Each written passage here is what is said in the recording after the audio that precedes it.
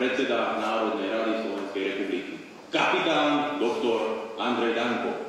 Týmto sa vám chcem ako radikálnemu zástancovi islamu a ortodoxnému obhajcovi sionizmu v jednej osobe ospravedlniť za to, že som vás urazil tým, že som v tomto pléne povedal o islame a o Izraeli čistú pravdu.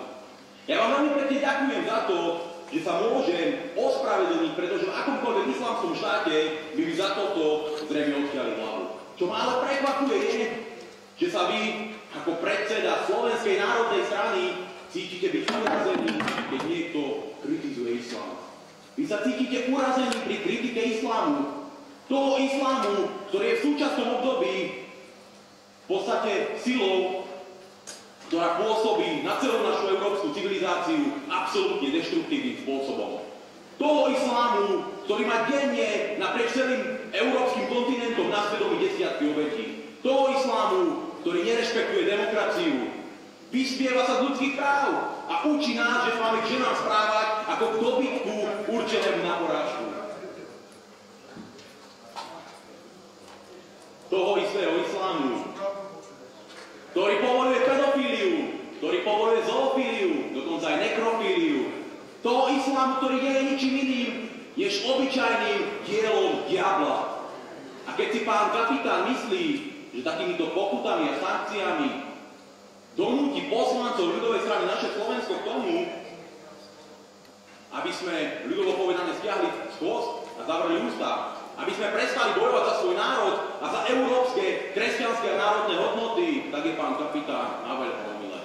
My, na rozdiel od vás, totiž pán kapitán, na rozdiel od vás ako predsedu Slovenskej národnej strany, sa nikdy nevzdáme svojich národných a kresťanských hodnôt. My nikdy nevzdáme svoj boj za náš národ a nikdy nedovolíme, aby bola naša krásna vlast, naše krásne Slovensko, ktoré vy tak nenávidíte, v rukách ľudí, ktorí nás chcú zotročiť alebo povraždiť. Dnes sme totižto v Európe pod takým tlakom islamizácie, že už dokonca jeden z najslavnejších španielských futbalových klubov musel odstrániť do svojho loga kresťanský kríž, pretože by to mohlo uraziť moslimskú komunitu.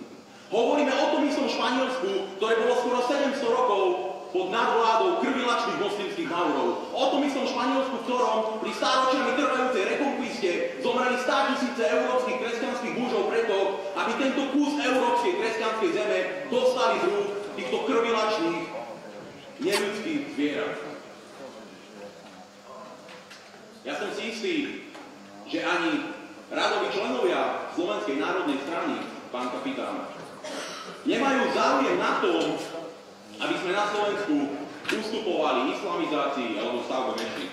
Ja vám totiž pripomeniem, že to bol práve váš výrok, pán kapitán, kedy ste tvrdili, že islamizácia štátu začína stánkami s kebabom.